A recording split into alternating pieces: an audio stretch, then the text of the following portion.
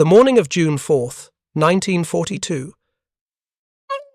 6,000 feet above the Pacific Ocean, 30 miles northwest of Midway Atoll, Lieutenant Commander John Thach gripped the control stick of his Grumman F4F-4 Wildcat, leading a flight of 6 fighters into what would become the most important dogfight in naval aviation history. Through the windscreen, he could see 12 Douglas TBD Devastator torpedo bombers from VT, 3 lumbering toward the Japanese carrier fleet, slow and vulnerable. His 6 Wildcats were their only protection. Then the Zeros came, 15 to 20 of them, diving from the sun like angry hornets, their elliptical wings glinting as they fell upon the American formation. Within seconds, one Wildcat exploded in flames. Another took hits that knocked out its radio. The remaining torpedo bombers scattered as the Japanese fighters tore into them with murderous precision. Thatch watched a Zero slide onto the tail of Ensign Robert Dibb, one of his newest pilots. If you're enjoying this deep dive into the story, hit the subscribe button and let us know in the comments from where in the world you are watching from today. Pursuing with the kind of aggressive confidence that came from flying the world's most maneuverable fighter aircraft. What happened in the next 7 minutes would shatter that confidence forever. Thach executed a maneuver he had designed 9 months earlier on his kitchen table in Coronado, California, using matchsticks to simulate fighters weaving through intersecting flight paths. The tactic worked exactly as he had hoped. The Zero pursuing Dibb suddenly found itself staring down the gun barrels of Thach's Wildcat. 50 caliber rounds tore into the Japanese fighter's belly. Flames erupted from its underside. The Zero broke off, trailing smoke. The weave continued. 2 Wildcats flying abreast, turning toward each other whenever a Zero committed to attack. Every time a Japanese pilot focused on one American fighter, he exposed himself to the other. The geometry was simple but lethal. Turn, and your target disappears, while his wingman appears in your gun sight. 3 more Zeros fell to the weave that morning. Japanese pilots, accustomed to outmaneuvering their opponents through sheer aircraft performance, found themselves trapped in a tactical cage they had never encountered before. The American pilots who survived that day carried back to their carriers a secret that would eventually doom Japanese naval aviation. Not a technological secret, not an intelligence breakthrough, but something far more devastating, a tactical innovation that transformed inferior aircraft into deadly weapons, a simple maneuver that would be adopted by every Navy and Marine fighter squadron in the Pacific. A defensive technique so effective that it would still be taught to fighter pilots 80 years later. The Thach weave did not win the Pacific War by itself, but in the hands of American naval aviators flying against overwhelming odds, it kept them alive long enough for better aircraft to arrive. And when those better aircraft did arrive, when the Grumman F6F Hellcat entered service in August of 1943, the combination of superior tactics and superior technology would create a killing machine that achieved a 19-to-1 victory ratio. The Japanese never adapted. They never understood that American pilots were not fighting them aircraft to aircraft. They were fighting them system to system. This is the story of how a lieutenant commander, working late at night with children's toys, devised a tactic that negated 3 years of Japanese aerial supremacy.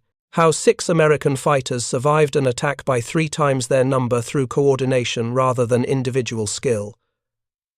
How a defensive maneuver became the foundation for offensive dominance, and how Japanese pilots, flying into combat in 1944, never realized they were already dead. September 22, 1941. The Fleet Air Tactical Unit Intelligence Bulletin arrived at Naval Air Station San Diego, containing information that would haunt John Thach for months. The report, compiled from observations in China, described a new Japanese fighter designated the Type 0, extraordinary maneuverability, rate of climb exceeding anything American pilots had encountered, range that defied conventional understanding of carrier-based aircraft design. Thatch read the report with growing concern. As gunnery officer and later commanding officer of Fighting Squadron 3, he understood aircraft capabilities in granular detail. He had spent years as a test pilot and instructor, establishing himself as one of the Navy's foremost experts in aerial gunnery. His squadron flew the F4F Wildcat, a stubby, barrel-chested fighter that represented the best American carrier aviation could field in 1941. But the Wildcat was fundamentally a mid-1930s design, its basic airframe originally conceived as a biplane. The specifications in the intelligence bulletin suggested the Zero could turn tighter, climb faster, and outrun the Wildcat in almost every flight regime. American doctrine emphasized individual aerial combat skills, pilots trained to engage enemy fighters one-on-one, using superior marksmanship and aircraft handling to achieve victory. But what happened when your opponent's aircraft could simply outmaneuver you? What happened when every turning fight ended with a Zero on your tail? Thatch spent his evenings that fall of 1941 thinking through the problem.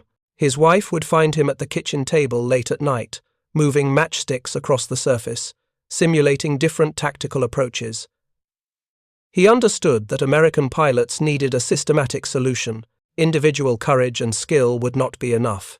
The Wildcat's few advantages, its ruggedness, its heavy armament, its ability to absorb punishment, only mattered if pilots survived long enough to employ them.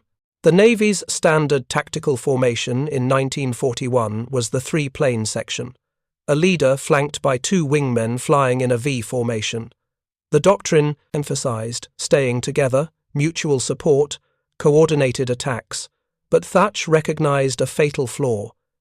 In a turning fight against faster, more maneuverable opponents, the formation would dissolve. Wingmen trying to follow their leader through evasive maneuvers would lose energy and spacing.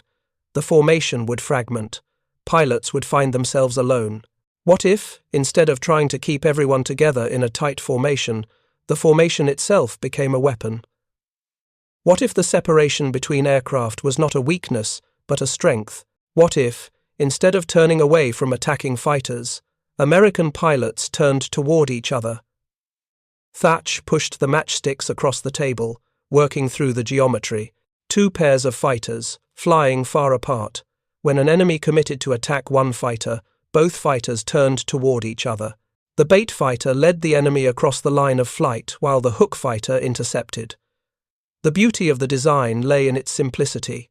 It required no special training in aerobatics or gunnery. It demanded only discipline and coordination. The weave created a series of crossing flight paths.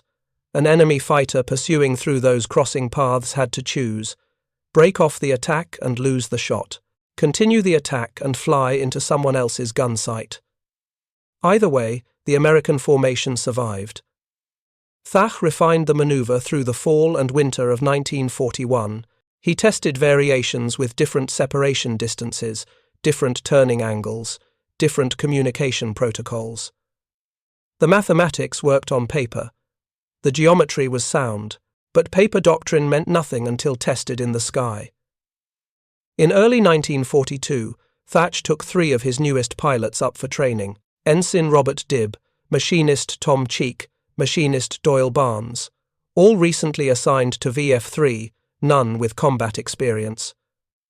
They practiced the weave over San Diego, Thach and Dibb flying as the primary element, crossing and recrossing their Remese flight paths, while Cheek and Barnes practiced maintaining separation and timing. The movements felt unnatural at first. Fighter pilots were trained to maneuver aggressively, to press attacks, to pursue enemies until they fell. The weave required patience. It required trusting your wingman to take the shot while you played bait. It required watching a Zero close on your tail and not breaking away until the precise moment your wingman called for the turn. To test the tactic properly, Thach arranged for 2 P-39 Airacobras from the Army's 78th Pursuit Squadron to play the role of attacking Zeros. The P-39 seconds were faster and more maneuverable than the Wildcats. The Army pilots were instructed to attack aggressively, to press home their runs, to exploit any opening. Thatch and his pilots executed the weave. The results were striking. The P-39 seconds could not gain firing position. Every attack run ended with a Wildcat nose pointed at them. After landing, one of the Army pilots told Thatch the tactic was the most frustrating thing he had ever experienced. Every time he committed to an attack, he found himself defensive. But paper exercises and friendly training could not predict how the tactic would perform in actual combat. Would it work when outnumbered? Would it work when pilots were exhausted, when radios malfunctioned, when the fog of battle made communication impossible? Would young pilots execute a complex maneuver perfectly the first time they tried it under fire? These questions remained unanswered as VF-3 deployed to the Pacific in early 1942. The squadron flew combat missions from the carrier Lexington in January and February, participating in raids across the Central Pacific. The missions provided valuable experience but no opportunity to test the weave. Japanese fighters rarely intercepted carrier strikes during this period. When they did appear, they attacked American bombers rather than the fighter escorts. Thatch's pilots flew dozens of missions without firing their guns at enemy aircraft. Then came the Battle of the Coral Sea in May of 1942. VF-3's pilots were transferred to VF-5 aboard Lexington just before the battle. The squadron saw intense action. Wildcats tangled with Zeros over the Japanese carrier fleet. American pilots claimed significant kills, but the battle also revealed the brutal mathematics of aerial combat in the Pacific. The Lexington was sunk. VF-3's pilots were scattered across different units. When Thach received orders to reform the squadron aboard the Yorktown for the upcoming Battle of Midway, he found himself commanding a mixed unit. Some pilots were combat veterans from Coral Sea. Others were fresh from flight school, newly arrived at Pearl Harbor, carrying less than 100 hours in type. On May 30, 1942, VF-3 flew aboard Yorktown as the carrier departed Pearl Harbor for Midway. Thatch had perhaps 4 days to integrate his squadron, to train new pilots, to prepare them for combat against an enemy that outnumbered and outperformed them. There was no time for extensive weave training. Most of his pilots had never even heard of the tactic. Thatch managed to brief the concept to his section leaders, but full squadron training was impossible. The one pilot who understood the weave was Ensign Dibb. He had practiced it over San Diego. He knew the timing, the geometry, the communication protocols. On June 4th, when Yorktown launched its attack group against the Japanese carrier fleet, Dibb would be flying as Thach's wingman. Everything depended on whether a 23-year-old ensign with minimal combat experience could execute a complex tactical maneuver perfectly while under attack by 3 times his number of enemy fighters. The morning attack group consisted of 12 TBD Devastator torpedo bombers from VT-3, 17 SBD Dauntless dive bombers from VB-3 and VS-5, and 6 F4F Wildcats from VF-3. 6 fighters to protect 29 attack aircraft against the combat air patrol of 4 Japanese carriers. The force launched in sequence, climbing into the morning sky, forming up, turning west toward the enemy. Thach led the fighter escort in F-23, Bureau number 5093. His wingmen were Ensign Dibb in F-20, Lieutenant Junior Grade Brainerd Macomber in F-6, Ensign Edgar Bassett in F-9, Machinist Tom Cheek in F-16, and Ensign Daniel Sheedy in F-24. 3 pairs of fighters, though only Thach and Dibb had trained together extensively. Macomber's radio was malfunctioning. He could receive transmissions but not send them. Communication would be difficult. The formation climbed to 12,000 feet and proceeded west. Navigation was by dead reckoning. No radar, no homing beacons, just compass headings and time-distance calculations. The sky was clear, visibility unlimited. Somewhere ahead, the Japanese carrier fleet waited. At approximately 9:30 in the morning, scouts spotted the Japanese fleet, 4 carriers in formation, protected by battleships, cruisers, and destroyers. The combat air patrol was up, 20 to 30 Zero fighters orbiting above the fleet. The TBD Devastators began their attack runs, descending toward the carriers to release their torpedoes. The Wildcats stayed with them, providing close escort. That's when the Zeros struck. They came from above and behind, diving through the American formation with devastating speed.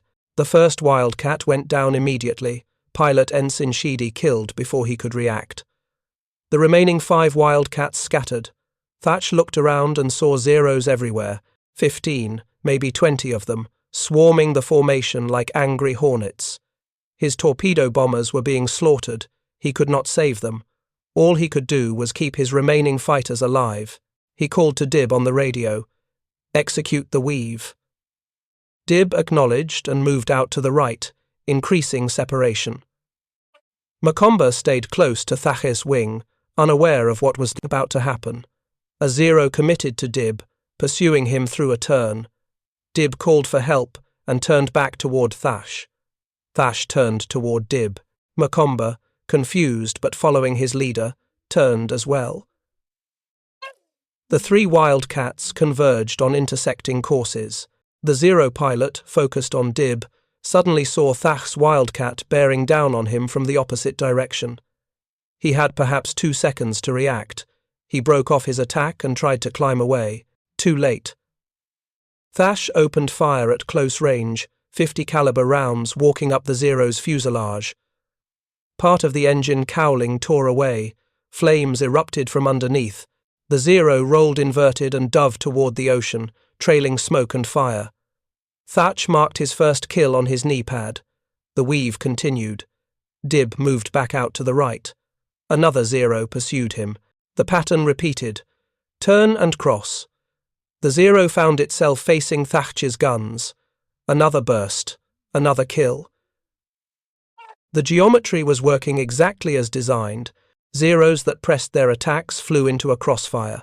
Zeros that broke off early abandoned their runs. Either way, the American fighters survived, but survival came at a cost. The weave was exhausting. Constant turning, constant communication. Watching for enemies ahead, above, behind. Tracking your wingman's position, timing the turns perfectly. One mistake and the formation collapsed. Dibb was performing brilliantly for a pilot with minimal combat experience. But how long could they maintain this pace? The torpedo bombers below were dying. Thatch could see Devastators exploding under Zero attacks, their slow speed and straight attack runs making them perfect targets. VT-3 would lose 10 of 12 aircraft that morning, but the fighters stayed alive. The weave kept functioning. A third Zero made the same mistake as the first two. Committed too hard, stayed in the attack too long, flew into Thach's gun sight. Another burst. Another kill.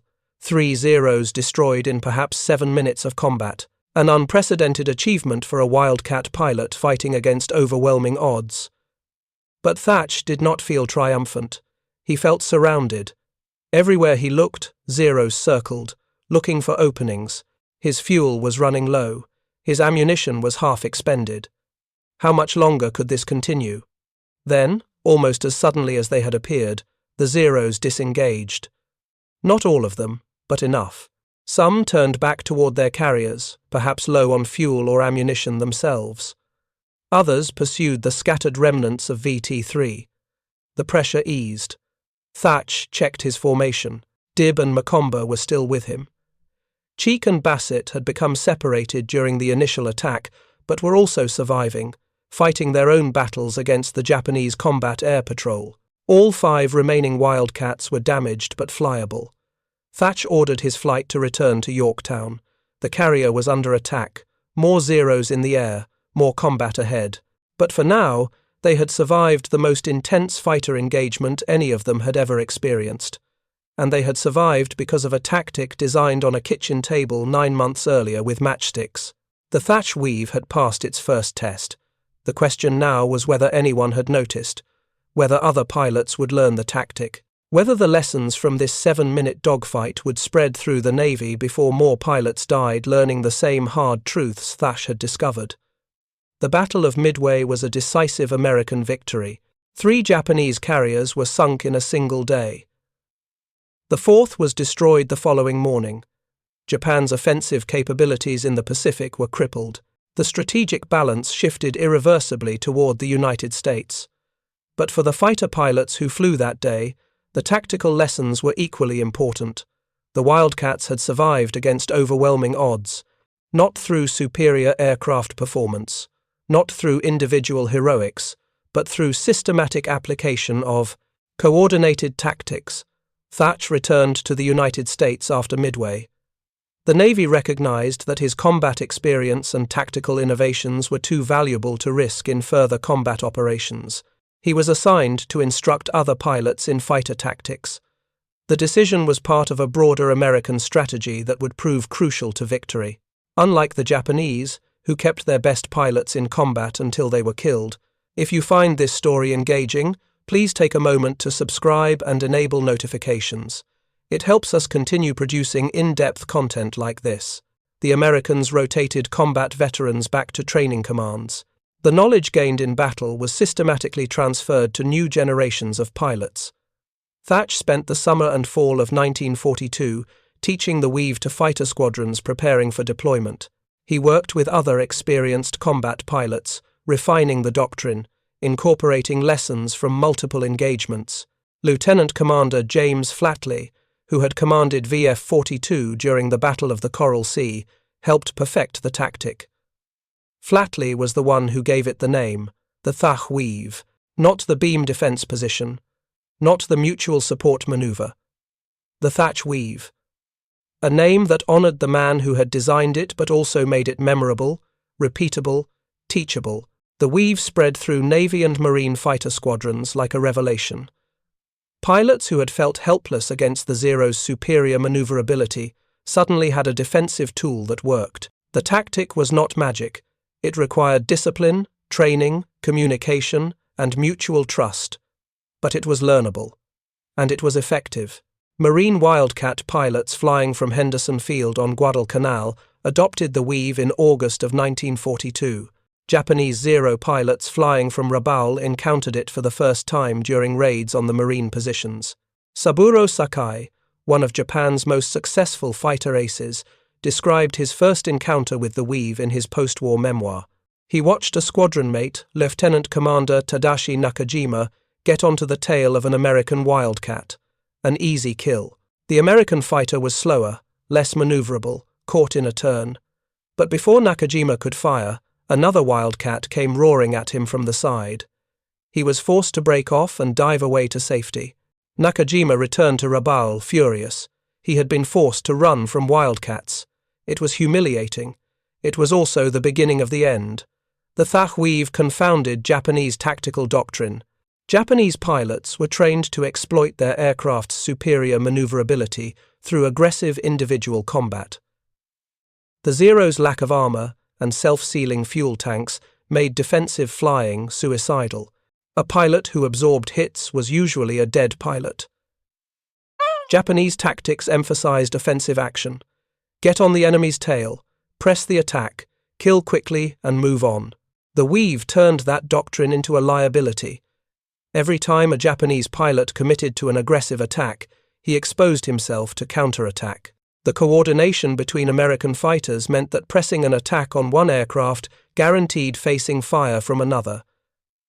Japanese pilots had three options: break off attacks early, which surrendered the initiative, continue attacks, and risk being shot down.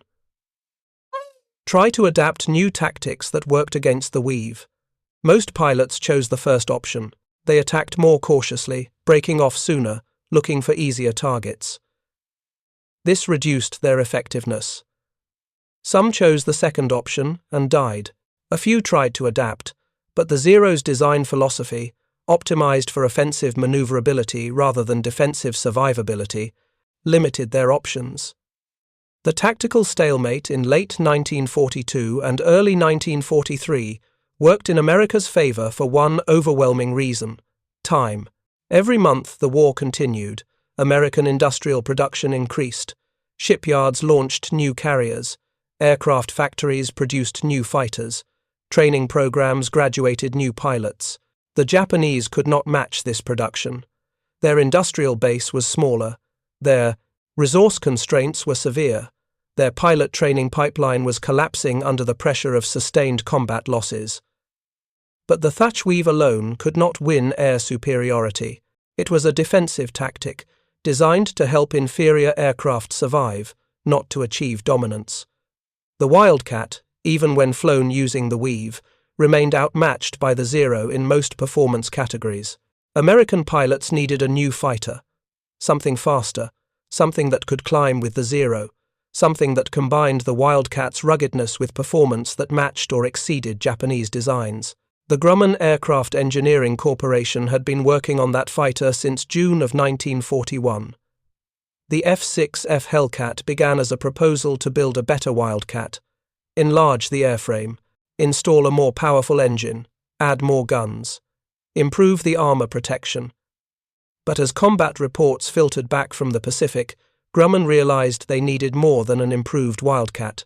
They needed a completely new aircraft designed specifically to kill Zeros.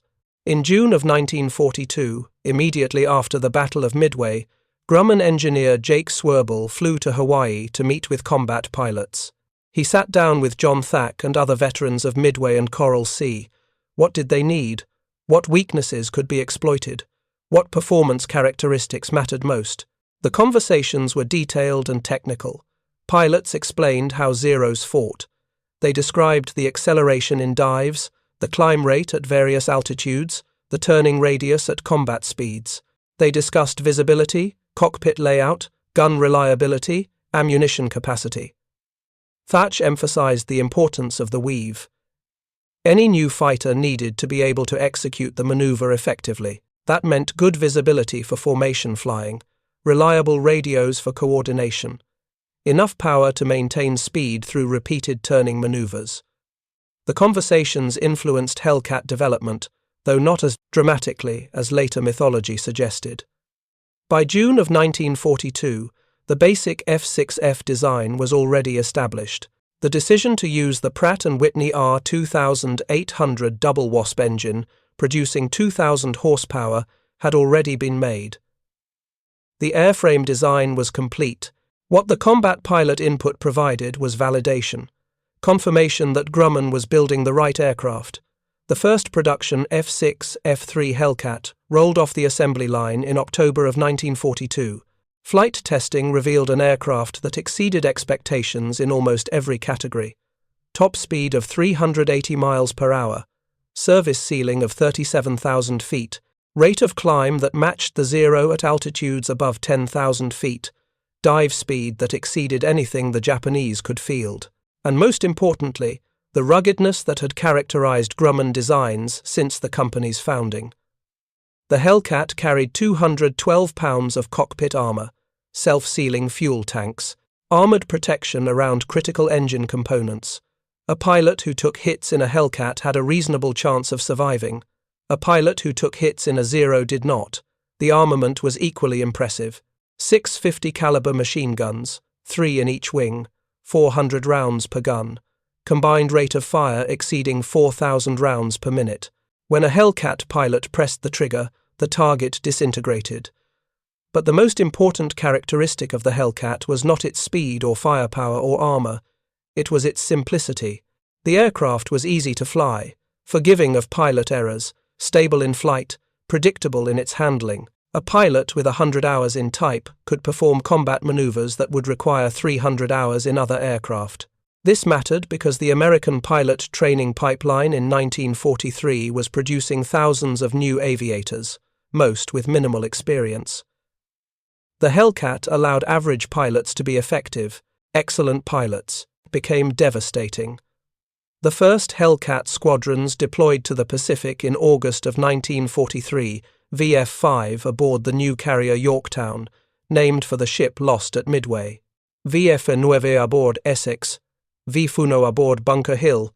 The squadrons arrived in the theatre with pilots who had been trained not just in aircraft handling and gunnery, but in the tactical doctrine that veterans like Thach had developed.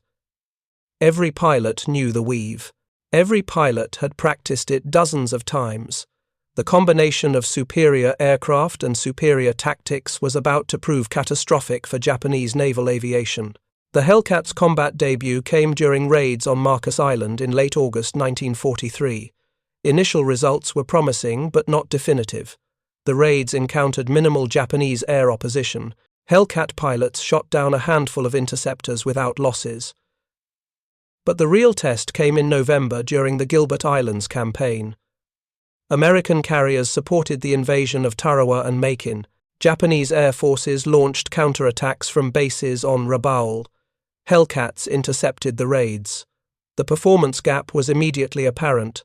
Hellcats could choose when to engage. They could dive on Japanese formations from above, using superior speed and altitude to dictate the terms of combat. When Japanese fighters tried to turn with the Hellcats, American pilots could choose to turn or extend, using their power advantage to maintain energy. When outnumbered, Hellcat pilots executed the weave, coordinating their defensive maneuvers exactly as they had been trained. Japanese pilots found themselves facing the same tactical problem they had encountered against Wildcats. But now the aircraft executing the weave was faster, better armed, and more survivable than before. The kill ratios began to shift dramatically. In the battles around Tarawa, Hellcats shot down dozens of Japanese aircraft for minimal losses, not because American pilots were individually superior, not because Japanese pilots had forgotten how to fight, but because the Americans were flying superior aircraft using superior tactics against an enemy that could not adapt. The Battle of the Philippine Sea in June of 1944 revealed the full extent of Japanese aerial decline. The battle, later nicknamed the Great Marianas Turkey Shoot, was the largest carrier battle in history. 9 American carriers faced 5 Japanese carriers, 450 American aircraft against 430 Japanese aircraft. On paper, the forces were roughly equal. In practice, it was a massacre. On the morning of June 19th, Japanese carriers launched 4 massive airstrikes against the American fleet, 400 aircraft, the largest carrier strike in history. The American radar detected them coming from 70 miles away. Fighter directors vectored Hellcats to intercept. What followed was systematic destruction. The first Japanese strike lost over 200 aircraft. The second strike lost 97. The third strike lost 7. The fourth strike was recalled before reaching the American fleet. By the end of the day, Japanese naval aviation had lost 380 aircraft. American losses were 23 aircraft. Hellcat pilots described the battle as target practice. Japanese formations flew in predictable patterns. Their pilots were inexperienced, recently graduated from truncated training programs. They did not know how to evade coordinated attacks. They did not know how to counter the weave. Many flew straight into gun sights, providing deflection shots so easy that even novice American pilots could score kills. The experienced Japanese pilots who had survived 2 years of combat were mostly dead. The replacements were flying their first or second missions. Lieutenant Junior Grade Alex Vrasiu, flying from the carrier Lexington, shot down 6 Japanese aircraft in a single mission on June 19th. It was not exceptional marksmanship. It was systematic execution. Vrasiu simply flew his Hellcat through the Japanese formation, selecting targets, firing short bursts, watching aircraft explode or catch fire, moving on to the next target. He expended less than 400 rounds, destroying 6 aircraft. The gun camera footage, reviewed later, showed textbook deflection shooting. Lead the target, short burst, observe hits, disengage, repeat. Commander David McCampbell, the Air Group commander from Essex, became the Navy's leading ace during the Philippine Sea battle and subsequent operations.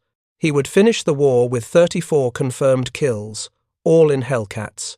On October 24, 1944, during the Battle of Leyte Gulf, McCampbell and his wingman, Ensign Roy Rushing, intercepted a formation of over 60 Japanese aircraft. The 2 Hellcats attacked repeatedly, coordinating their runs, covering each other, executing the weave whenever Japanese fighters tried to counterattack. McCampbell shot down 9 aircraft. Rushing shot down 6. 15 kills by 2 fighters against 60 opponents. The mathematics of aerial combat had been completely inverted. The Hellcats' overwhelming success created new problems for American commanders. How do you defend against kamikaze attacks when the enemy has no conventional air force left to employ? The Japanese, recognizing they could not win through conventional air combat, began using aircraft as guided missiles. Suicide attacks on American ships. The kamikaze campaign, beginning in October of 1944, represented Japan's acknowledgement that American fighters had achieved absolute air superiority. John Thach, by then a commander, was pulled back into tactical development to address the kamikaze threat. He designed a new defensive system called the Big Blue Blanket, multiple layers of Hellcat combat air patrol, orbiting at different altitudes around carrier task forces. Fighters stationed up to 60 miles from the fleet, vectored by radar to intercept incoming raids before they reached the ships. The system was not perfect. Kamikazes still got through. Ships were damaged and sunk, but the Big Blue Blanket reduced the effectiveness of suicide attacks significantly, and it relied on the same principle as the Thatch weave. Coordinated defense by multiple aircraft working together systematically. The effectiveness of the Hellcat in 1944 was not just about aircraft performance. It was about the complete system: better aircraft, better tactics, better pilots, better radar, better command and control, better logistics. Japanese pilots in 1944 were flying the same Zeros that had dominated in 1942, but everything else had changed. Their training was inferior. Their tactics were outdated. Their numbers were insufficient. Their supply chain was collapsing. They were fighting a defensive war with an offensive weapon. American pilots, by contrast, were the product of the most extensive training program in aviation history. The Navy was graduating thousands of pilots per year. Each pilot received over 300 hours of flight training before joining a fleet squadron. Each squadron received additional workup training before deploying. Pilots were taught not just how to fly, but how to fight. Doctrine was standardized. Tactics were tested and refined. Lessons learned in combat were systematically incorporated into training. The difference showed in combat effectiveness. A Hellcat squadron in 1944 was not a collection of individual fighters. It was a coordinated team executing practiced maneuvers. Divisions of 4 aircraft worked together. Sections of 2 aircraft covered each other. Fighter directors controlled the battle from ships, vectoring fighters to threats, coordinating attacks. The Japanese could not match this level of organizational sophistication. They were still fighting as individual warriors, seeking personal glory. The statistical record of the Hellcat speaks for itself. 5,156 enemy aircraft destroyed in aerial combat, 75% of all Navy air-to-air victories during World War II. 12,271 Hellcats produced. 305 pilots became aces flying Hellcats. The aircraft served with every carrier air group in the Pacific from mid-1943 until the end of the war. It was simple, rugged, reliable, and devastatingly effective. But the Hellcats' success was inseparable from the tactical foundation laid by John Thach and other early war innovators. The weave provided the defensive framework that kept American pilots alive during the desperate months of 1942 and early 1943. It was the bridge between the era of Japanese dominance and the era of American superiority. Without the weave, more Wildcat pilots would have died. Without those surviving pilots to teach the next generation, the tactical knowledge that made the Hellcat so effective might not have been developed or disseminated. Thatch himself recognized this connection. In post-war interviews, he emphasized that the weave was not his personal invention but the product of systematic problem-solving. He had studied the intelligence reports. He had talked with pilots who had encountered the Zero. He had applied his knowledge of aerial gunnery and aircraft performance to develop a solution. The weave worked because it was based on sound tactical principles, not individual brilliance. Any competent fighter pilot, given the same information and the same analytical approach, could have developed something similar. But Thach was being modest. The weave required not just analysis but creativity. It required the willingness to challenge existing doctrine. Fighter tactics in 1941 emphasized tight formations and aggressive individual action. The weave required the opposite: wide separation and defensive coordination. It was counterintuitive. It felt wrong to experienced pilots accustomed to traditional dogfighting, but it worked. And it worked because Thatch had the intellectual courage to follow the logic of his analysis rather than the comfort of conventional wisdom. The Japanese never developed an effective counter to the weave. Various theories have been proposed for why. Some historians argue Japanese tactical doctrine was too rigid, too focused on offensive action to adapt to defensive innovation. Others suggest the loss of experienced pilots in 1942 and early 1943 meant that by the time the need for adaptation was clear, no one with sufficient expertise survived to implement changes. Still others point to fundamental characteristics of the Zero's design. An aircraft optimized for offensive maneuverability could not easily execute defensive tactics that required accepting hits while positioning for counterattacks. All of these explanations have merit, but the underlying issue was cultural and institutional. The American military establishment, for all its flaws, had systems for collecting tactical lessons, analyzing them, and disseminating improved doctrine. Combat veterans rotated back to training commands. After-action reports were compiled and studied. Tactics were revised based on evidence. The Japanese military lacked these systems. Experienced pilots stayed in combat until killed. Tactical innovations were local and personal rather than systematic. The institutional knowledge required to counter the weave was lost, along with the pilots who encountered it. Saburo Sakai, one of the few Japanese aces to survive the war, described in his memoir the frustration of watching American fighters execute coordinated maneuvers that Japanese pilots could not counter. He understood what was happening. He recognized the systematic nature of American tactics, but he was one pilot. His knowledge died with him when he was wounded and evacuated from combat. The lessons he learned were not transmitted to new pilots. The cycle of ignorance continued. The final accounting of the Pacific Air War reveals a stark disparity. American naval aviation achieved a kill-to-loss ratio exceeding 10-1 by mid-1944. In some engagements, like the Philippine Sea, the ratio exceeded 15-1. The Hellcats' 19-1 overall ratio represented not just superior aircraft but superior everything: better training, better tactics, better logistics, better command and control, better industrial production. Japan could not compete in any category. When the war ended in August of 1945, the Hellcat was still frontline equipment. But within 2 years, it was obsolete. Jet fighters entered service. The Hellcat was too slow, too limited in its performance ceiling. It was retired to reserve squadrons and training units. Many were scrapped. Some were converted to drones. By 1954, the last Hellcats were removed from Navy service.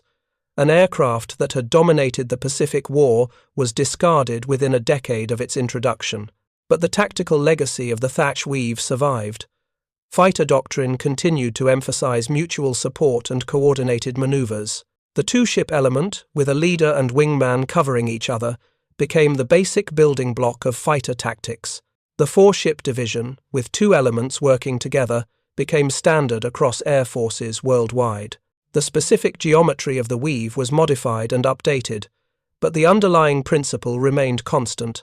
Fighters work together. Coordination defeats individual skill. Systematic application of doctrine beats improvisation. Modern fighter pilots still learn the weave in training. The maneuver appears in tactical manuals of multiple air forces. Air combat has changed dramatically since 1942. Missiles replaced guns as primary weapons.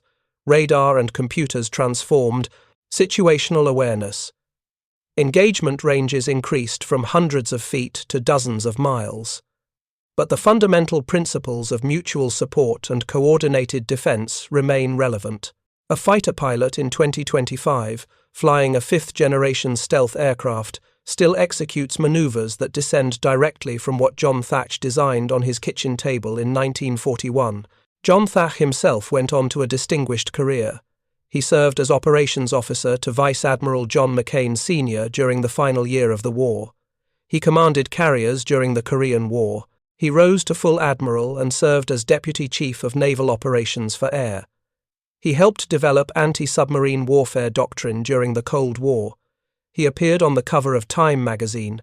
He retired in 1967 after 40 years of service. He died in 1981 at the age of 75. Throughout his career, Thach downplayed his role in developing the weave. He insisted it was a team effort, that other pilots had contributed ideas, that the tactic was simply the logical solution to a technical problem.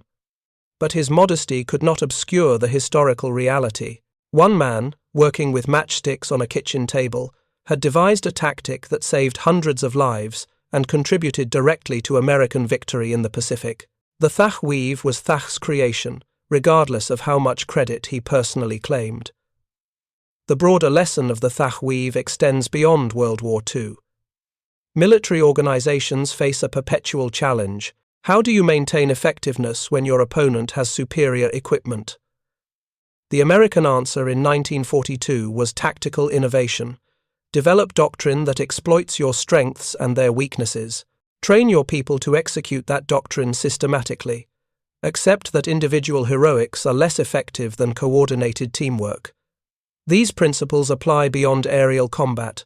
They apply to warfare generally. The Japanese, in 1942, had better carrier fighters than the Americans. They had more experienced pilots. They had achieved air superiority across the Pacific. By 1944, they had lost that superiority completely. Not because American aircraft became marginally better, though they did. Not because American pilots became marginally more skilled, though they did. But because the Americans developed and implemented a systematic approach to air combat that the Japanese could not match. The Zero in 1942 was arguably the best carrier-based fighter in the world. It remained in production through 1945, but by war's end it was a death trap. Not because the aircraft itself had changed, but because everything around it had changed. American fighters were faster, better armed, more survivable. American pilots were better trained. American tactics were more effective. The Zero's advantages in maneuverability and range became irrelevant when American fighters could choose not to turn with them. The Hellcat and the Thach weave represent two parts of the same solution: hardware and software, technology and tactics, aircraft and doctrine. Either alone would have been insufficient. The Wildcat flying with the weave could survive but not dominate. The Hellcat flying without coordinated tactics would have been effective but not devastating. Together, they created a weapon system that achieved a 19-to-1 kill ratio and swept Japanese aviation from Pacific skies. The young Japanese pilots who flew into combat in 1944 and 45 never understood what killed them. They were taught that the Zero was invincible. They were trained in aggressive offensive tactics.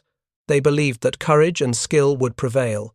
They flew into battles expecting to win through superior maneuverability and fighting spirit. Instead, they encountered systematic destruction by pilots executing practiced doctrine in superior aircraft.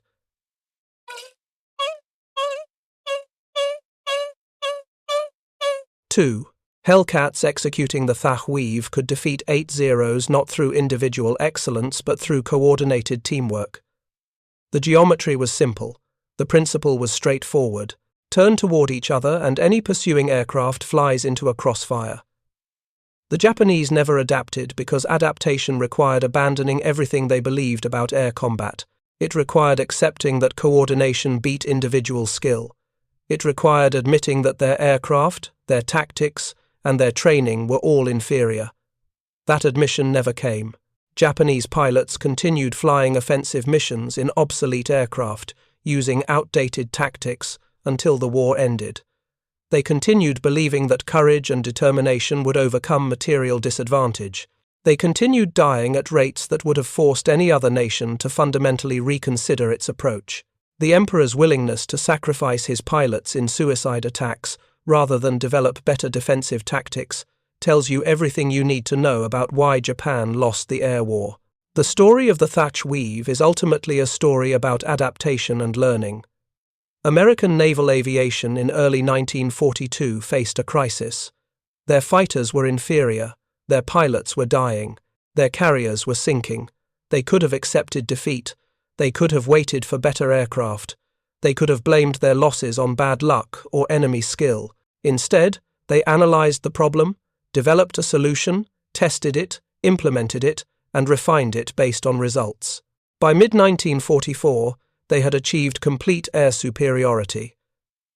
The Japanese faced the same crisis but responded differently. They believed their aircraft and tactics were superior. When evidence accumulated that this was wrong, they ignored it. When their pilots kept dying, they attributed it to bad luck or inadequate fighting spirit.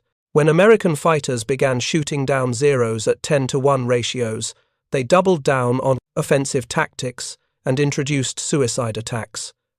They never adapted, they never learned, they lost. The matchsticks on John Thach's kitchen table in Coronado, California, in the fall of 1941, represented more than just a tactical innovation. They represented a systematic approach to problem-solving that would characterize American military success throughout World War II. Identify the problem, analyze it rigorously, develop solutions, test them, implement what works, discard what doesn't, share the knowledge. The Thatch weave was one application of this process, but the process itself was the real weapon. Japanese pilots never knew that the Thatch weave would make 2 Hellcats defeat 8 Zeros every time, because they never understood that aerial combat was not about individual aircraft performance or pilot skill. It was about systems, training systems, tactical systems, logistics systems, production systems. The country that built better systems won. The country that couldn't adapt lost. On the morning of June 4, 1942, when John Thach executed his namesake maneuver for the first time over Midway, he proved that tactical innovation could overcome technological disadvantage. By August of 1943, when the first Hellcats arrived in the Pacific, technological advantage combined with tactical superiority created an unstoppable force. The lesson remains valid 8 decades later. Hardware matters, software matters more. The best equipment poorly employed loses to inferior equipment brilliantly employed, but the best equipment brilliantly employed is unbeatable. The F-6F Hellcat and the Thatch weave together achieved exactly that combination, and thousands of Japanese pilots died, never understanding why. Thank you for watching. For more detailed historical breakdowns, check out the other videos on your screen now, and don't forget to subscribe.